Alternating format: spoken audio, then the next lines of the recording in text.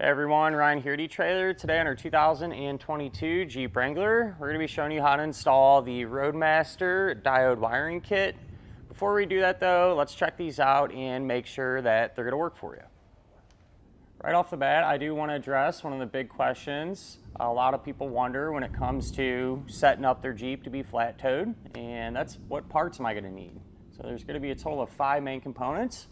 You'll have your base plate, your tow bar, your safety cables, your tow bar wiring, and the supplemental braking system. A couple other things that I like to recommend as well is a battery charge line kit. And depending on what supplemental braking system you end up using, you may or may not need to also pick up a stoplight switch. What this diode kit is going to do is transfer the lighting functions from the back of your motorhome to the back of your Jeep. So you'll get your turn signals, your tail lights, and your brake lights. So you have all your bases covered there, and you'll be safe and legal. Now with that in mind, when it comes to picking out a diode wiring kit, one of the things you need to make sure that if your Jeep has the park sense feature or not. So if it does not have that feature like our Wrangler, then this type of diode kit will work out for you. If it does have the park sense feature, then you're going to want to look into what's called the Roadmaster smart diodes. They're set up a little bit different. They work the same, but they're going to be compatible with that park sense feature. In my opinion, a diode kit like this is definitely the way to go. And I say it because we've done a ton of them and they're really reliable. And once you have them all set up and installed, it's super easy to hook everything up, right? Which I feel like is really important when it comes to these flat tows. You don't want all these steps that you have to do and keep track of to get on the road. And to set it up, you'll just plug your cable into the front of your Jeep and into the back of your motorhome. Now with that said, there's several different variations of this kit available, and really what the big difference is going to be is what type of cable, if at all, is going to come included with that particular kit. So for example, the kit that we're using today, I like to call it the kind of the bare bones kit. You get your wiring bundle, your diodes, and some ins and outs, and that's it. You don't get a cable or a connector. And we chose to use that one because we're using the Roadmaster Nighthawk tow bar, which some of the more premier type tow bars are going to come included with the cable and the connector plug. So it doesn't make sense if you're using a setup like this to buy a kit that comes with an extra cable unless you just want to have an extra one, right? But there's different types of cables too, and what type of cable that you're going to want is really going to be dictated by the tow bar, okay? Because some of the tow bars will have channels in them, like the Nighthawk, and those channels are there to utilize, being able to route your wiring through it. So if that's how your setup is, you have a couple of choices. You can use the hybrid type cable, which is coiled on the motorhome side, and then it's straight, so you can run it through the channel. And with this kit, the hybrid cable one, it's a really long cable. So if you have a lot of space in between your setup, probably be more ideal. Or, if it has channels, your tow bar does, you can always use just a straight cable. 7 round on one end, on the motorhome side, 6 round on the other end. And that's by far the most common type of connectors. That's what I always recommend, and we use a lot here. With that said though, if your tow bar does not have channels in it or that type of cable management system, you can use the coiled type cable. All right, that way it'll be high off the ground when you're going straight, but then stretch out when you make those turns and everything. So 7 to 6. And then there's another one that is a 7 to 4. But my thought is, if you're going to go through the trouble to install this, you might as well use the 6-way one. That way if you ever decide to install a charge line or some other accessory, you'll have the ports there already, right? Or the terminals rather. And then last but not least, this is probably the most uncommon kit that we see, but there's one that'll come with a 4-way flat to 4-way flat.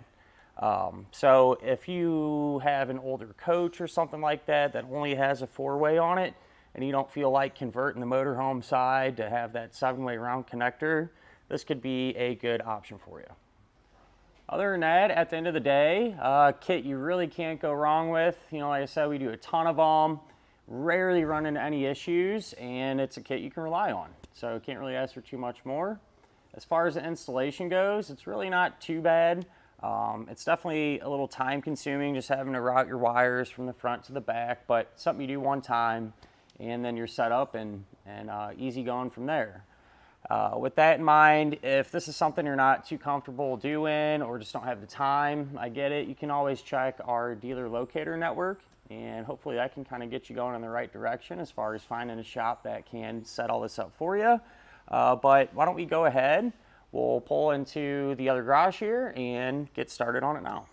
To begin our installation for our diode wiring, first thing you want to do is take the big bundle of wire that they give you, and we're going to drop it, you know, from the engine compartment down to the front where our connector is. Now would be a great time as well, you know, if you're going to be installing any other components, like say braking system, for example, and those tubes or wires or anything like that need to go in that same location, might as well run them now, save you a little bit of time. So with that in mind, I'll go ahead and drop this down and start to get it routed. Underneath of our Jeep, over here on the driver's side towards the very front, this is where everything drops down, and you know, it's pretty tight. So when you're routing tubing, wiring, anything for that matter, you always want to do your best to try to avoid any hot or moving parts. With our wiring down, you know, I was able to route it up to our bracket here, and you want to take the rubber dust cover, slide that over, and just kind of tuck it out of the way for now. And then we're going to very carefully cut in between each strand. That way we can separate them. We can peel them back a little ways. And then what I like to do is kind of cut maybe a 1/4 inch or 1/2 inch off the end of it. That way, just kind of get a fresh start. And if we happen to nick one of the wires and we were separating them, you know, we can avoid that. And then we're going to strip back the insulation on each wire, about like that. Then you want to twist them. That way they're nice and tight. It'll give us a good connection.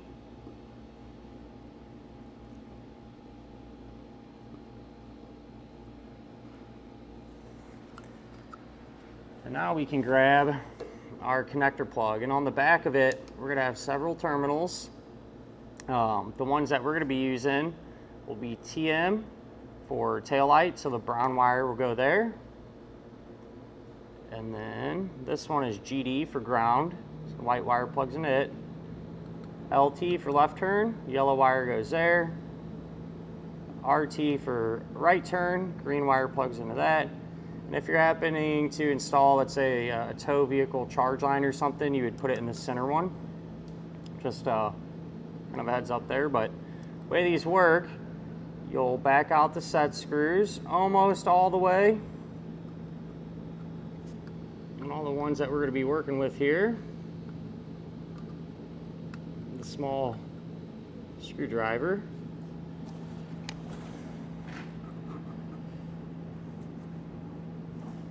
And we'll take the appropriate wire,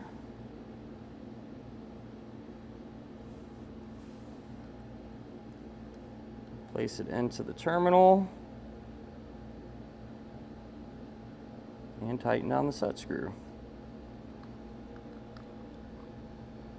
So I'll go ahead and do that same exact thing for the rest of our wires. Here's how it looks once we got it all hooked up. And what I will do eventually, once everything is working and whatnot, I'll come back and I'll put some silicone on the terminals to keep it sealed, help prevent corrosion issues and things like that. But I wait to the very end, once we know it's working, to do that, because if you have to get back in here for whatever reason, I don't want a big mess to deal with. So for the time being, I'll put that over it. and secure it to our mounting bracket here. Back in the engine compartment now, our white wire is going to be a ground, and so I'm going to ground it over here in this corner. There's a post we'll show you in a minute. So we're going to cut our wire to length. So you want to cut just the white wire. Be very careful. You know, you don't want to nick other wires there.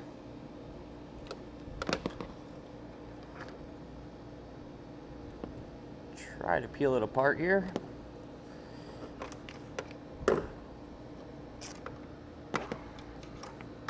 So the side that we're going to be hooking up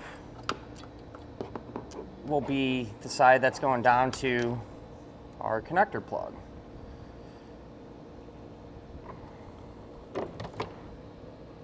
So we'll strip the insulation back, give the wire a twist. We're going to take a ring terminal, put it on the bare end of the wire, and crimp it down. And this is how we're going to make all of our connections, whether it be a ring terminal, a butt connector, spade terminal, what have you. So that's ready to go. I'm going to get the rest of this wire out of the way. So this is the rest of the white wire that's still connected to the harness that's going to nothing. And I'm just going to remove it entirely from our harness. That way it'll be a little bit easier to route this wire since it'll be thinner. And more than likely we'll be using this leftover piece here in a little while. So here, tucked way up in the driver's side corner, this is the ground stud that I'm going to use. So 10mm nut is on it. Pull that completely off to expose the stud that it's on. And get the nut off there, and then it's just as simple as taking your ring terminal, putting it on the stud, and tightening the nut back down. For the rest of our bundle of wire, that's going to continue to get routed towards the back of our Jeep. If you're going to be installing a braking system that ties into this wiring, make sure to leave yourself enough working room there. But what I did, just took our bundle, dropped it straight down to the underside of our Jeep. Here's where our wiring, drops down, and I actually ran it all completely through the frame rail.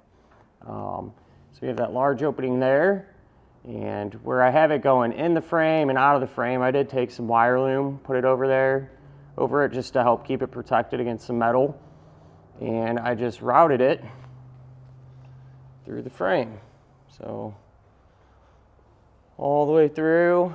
Every now and again where I could get to the wire and have a couple openings, I'd put a zip tie on it to keep it secure. But it's gonna get pushed all the way towards the back, and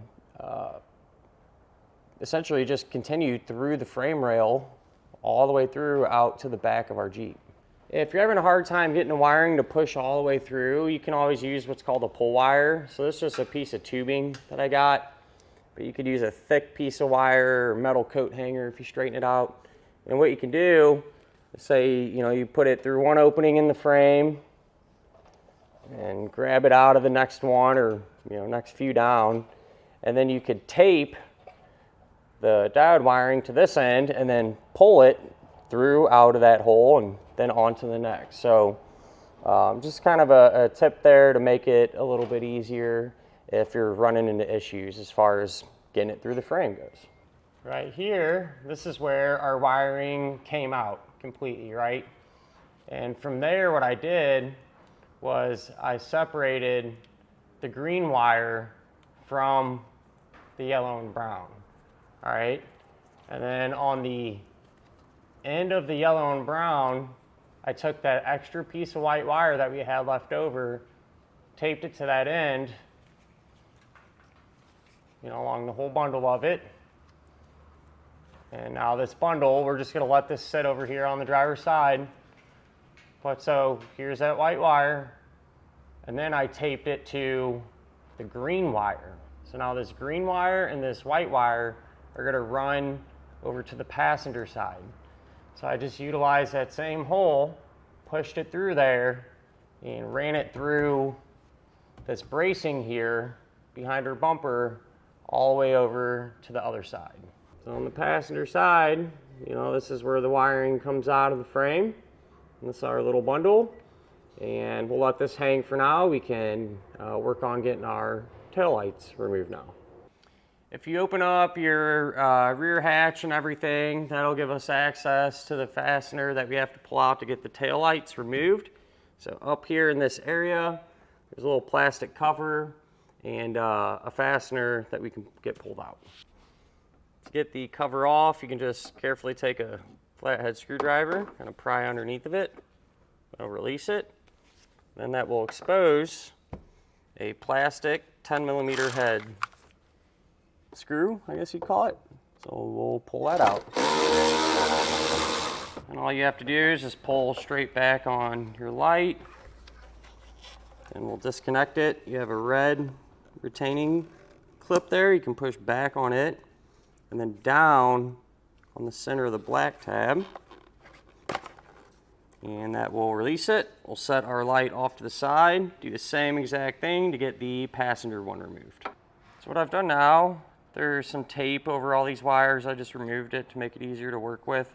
We need to find our taillight signal and our brake light signal. So I checked for our taillight signal, and you want to use this wire here. So if you're looking at the connector plug, it'd be 1, 2, 3, 4 over this white wire with the gray stripe. So that's our taillight, and we need to find our brake light. And so to find these signals, what you can do, take a test light, and if you have someone apply the brake pedal, you can kind of just run through,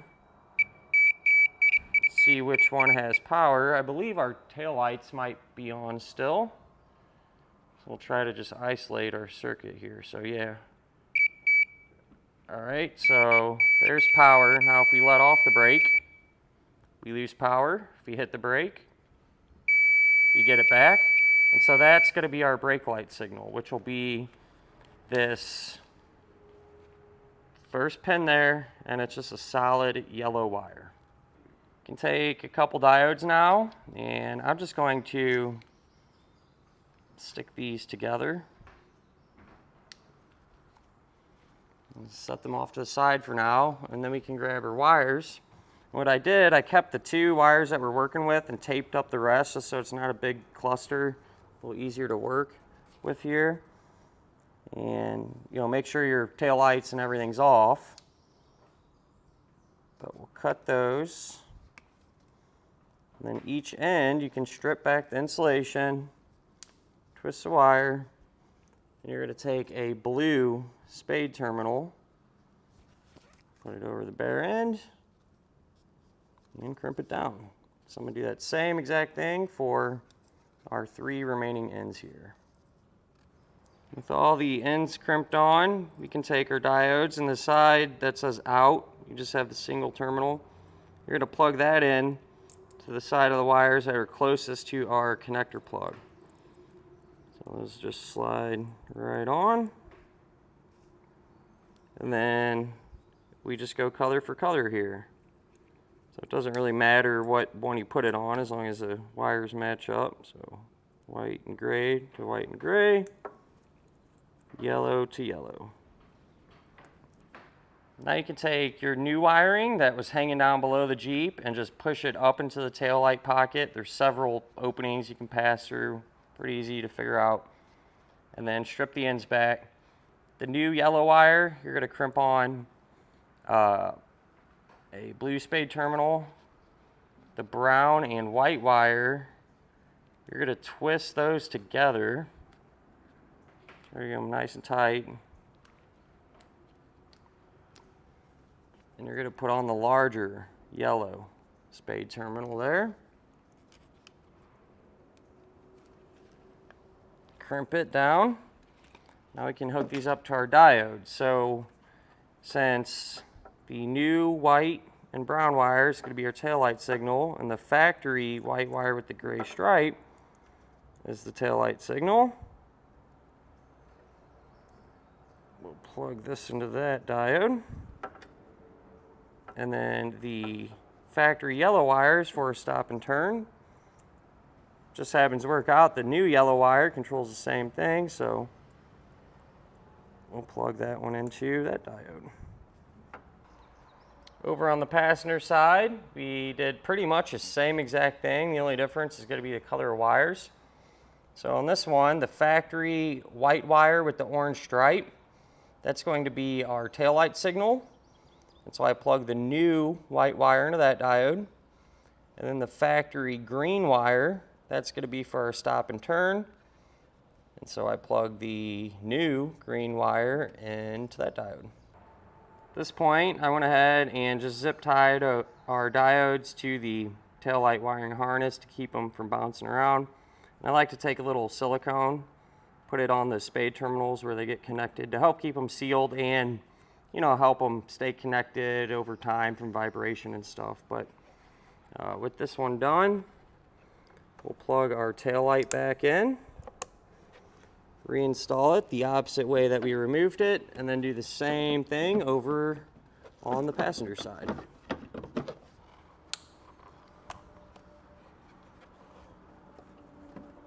It is a good idea to test your wiring to make sure that it is working properly. So I took the tow bar that we have that has a cable here, plugged it into the front of our Jeep and into a test box, which just is going to simulate a motor home. You can use your coach, but keep in mind if your coach has any issues on its own, it could mislead you into thinking it's something you did on the Jeep side. So with that in mind, we'll run through all of our signals. We'll try out our taillight signal, our left turn signal, our right turn signal, and our brake lights. Now that we've verified everything is working, we are in good shape. And with that said, that'll finish up our look at and our installation of the Roadmaster diode wiring kit on our 2022 Jeep Wrangler.